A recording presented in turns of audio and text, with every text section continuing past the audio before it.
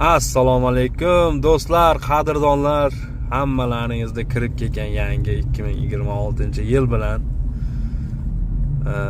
2026-yil 2-yanvar mana bugun haftaning qaysi kuni ham esda yo'q, bayramdan keyin